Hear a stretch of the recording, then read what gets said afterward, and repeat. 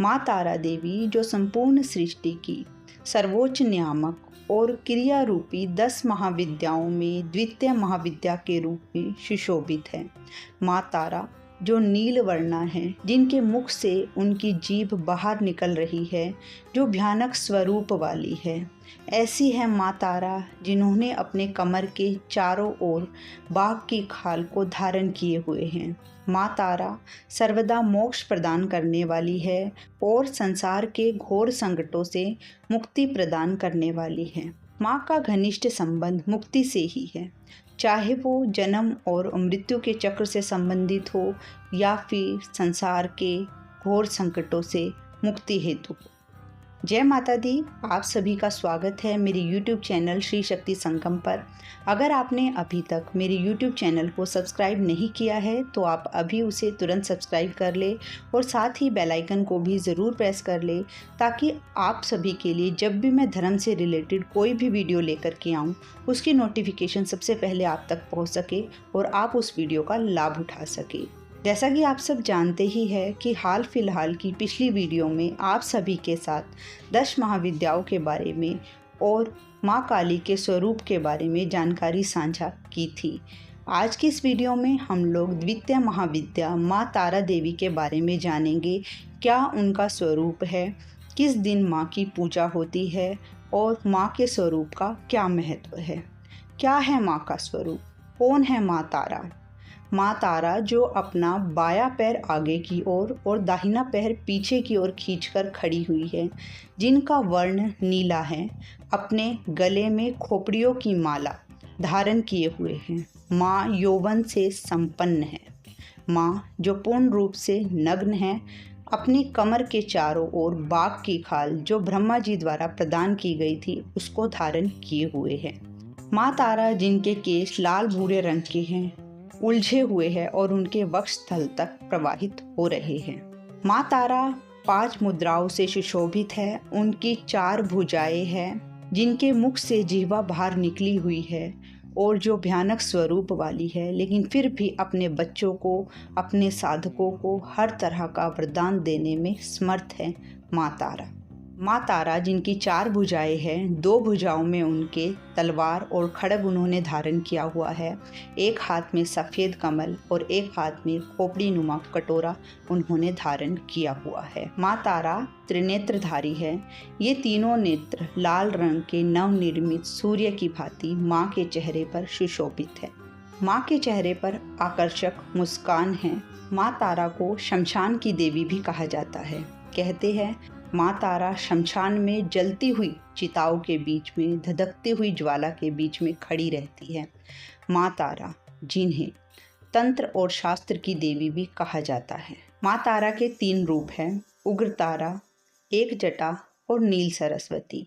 पौराणिक कथाओं के अनुसार हैग्रीव नामक राक्षस का वध करने के लिए माँ ने नील वर्ण धारण किया था।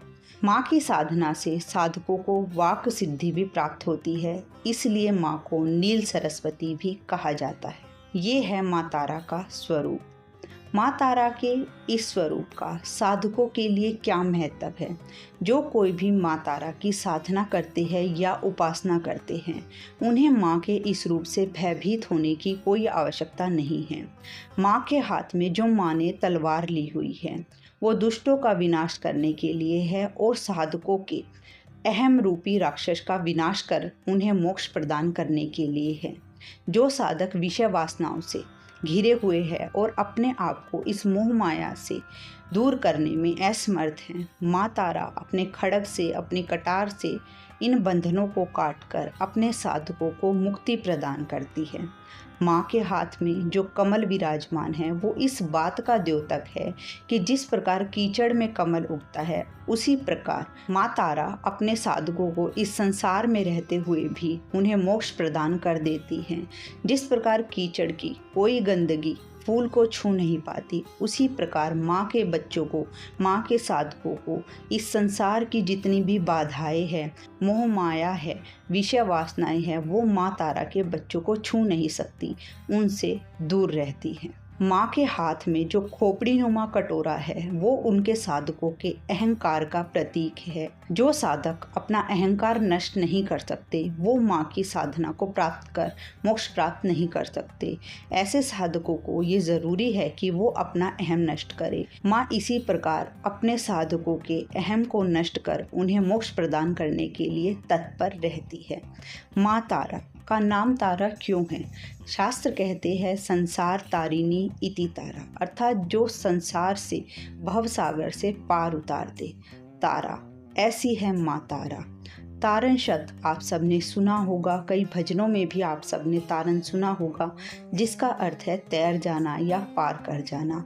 ऐसे ही माँ तारा शब्द भी तारण रूपी शब्द से जुड़ा हुआ है, अर्थात माँ तारा भी इस संसार रूपी जन्म और मृत्यु के चक्र से अपने बच्चों को, अपने साधकों को जो उनकी उपासना करते हैं उनको बंधन मुक्त कर देती है।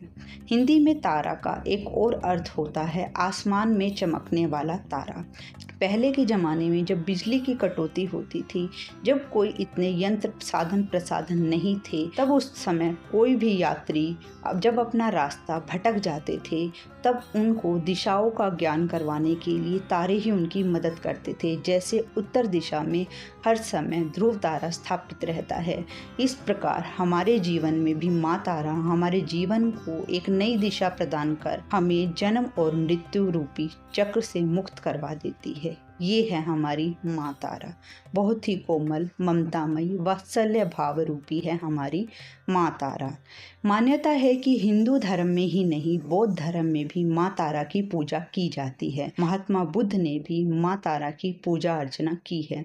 कहा जाता है आज से 1000-1500 साल पहले अतीश दीपांकर, शांत रक्षित जैसे कुछ महान तांत्रिक भारत से तिब्बत गए थे और उन्होंने वहां जाकर माँ तारा के ज्ञान को और तंत्र विद्या के ज्ञान को तिब्बत में जाकर फैलाया और उन्हीं की भाषा में हिंदू शाक्त तंत्रों से संबंधित जितना भी तंत्र ज्ञान विज्ञान था उनकी किताबें अनुवादित की। इस प्रकार बौद्ध धर्म और सनातन धर्म में बहुत कुछ समानताएं जो है देखने को मिलती है। माँ तारा जो द्वितीय महाविद्या के रूप में प्रसिद्ध है, इनकी पूजा कब होती है? माँ तारा की पूजा गुप्त नवरात्रों के दूसरे दिन की जाती है। अगर कोई भी साधक अपनी इच्छा पूर्ति के लिए माँ की साधनाएं उपासना करता है तो उसे गुप्त नवरात्रि में दूसरे दिन माँ की पूजा अर्चना अवश्य करनी चाहिए। माँ तारा शक्तिपीठ जो पश्चिम बंगाल के बीरभूम जिले में स्थित है, तंत्र चूड़ामणि ग्रंथ के अनुसार ये शक्तिपीठ 52 शक्तिपीठों में से एक महान शक्तिपीठ है जो शक्ति की साधना के लिए सबसे शक्तिशाली स्थल माना जाता है। ऐसी मान्यता है कि यहाँ माता सती के तीसरी आँख की पुतली गिरी थी, इसलिए यहाँ इस स्थान को नैन तारा भी कहा जाता है। यह जगह इसलिए भी प्रसिद्ध है क्योंकि यहाँ पर माँ तारा के सबसे बड़े साधक वामाक्षेपा देव जी ने साधना की थी।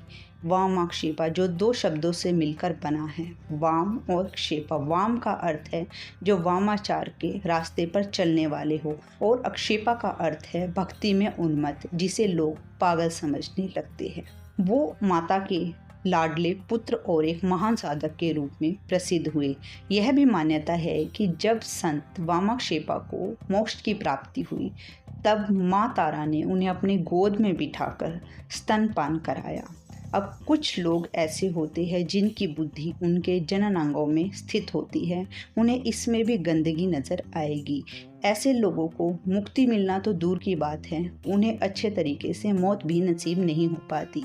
इसलिए यदि आप मोक्ष को प्राप्त करना चाहते हैं तो आपको मन, वचन और कर्म से शुद्ध होना बहुत ही अनिवार्य है। माँ तारा जो माँ आदि शक्ति का ही स्वरूप है।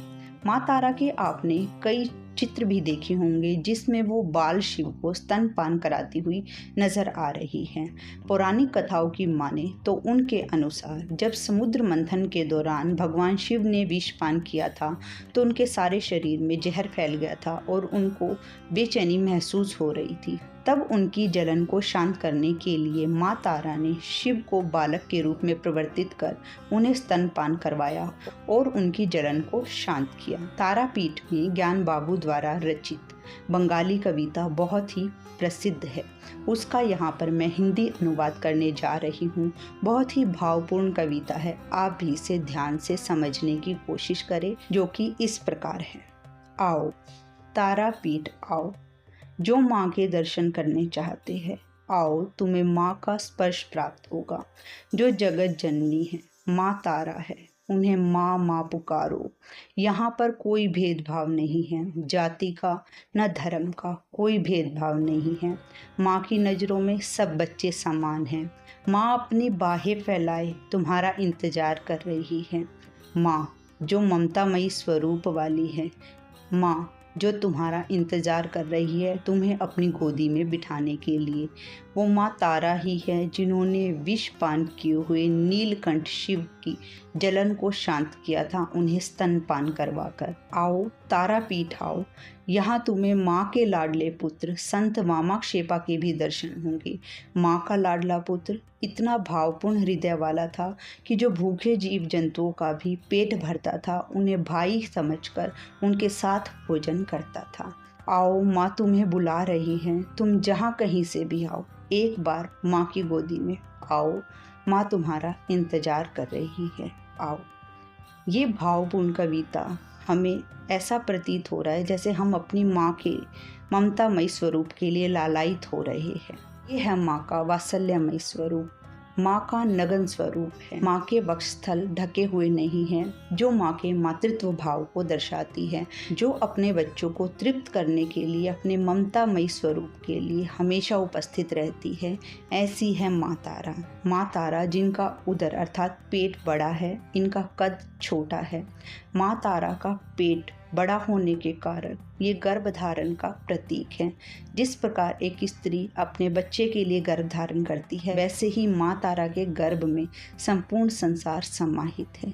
ऐसी है माँ तारा, वात्सल्यमयी भाव वाली, ममतामयी स्वरूप वाली, जो अपने बच्चों पर जल्दी ही प्रसन्न हो जाती है। तो आज की इस वीडियो में बस इतना ही। आगे की वीडियो में आप सभी के लिए तीसरी महाविद्या माँ षोडशी के बारे में चर्चा करेंगे। उम्मीद करूँगी आप सभी को ये वीडियो अच्छे से समझ में आई होगी। तो प्लीज़ वीडियो को ज़्यादा से ज़्यादा लोगों तक शेयर कीजिएगा और कमेंट बॉक्स में जय माता दी अवश्य लिखिएगा। माता रानी आप सभी को खुश रखे, समृद्ध बनाए रखे, आप सभी की झोलियाँ भरी रखे। जय माता दी।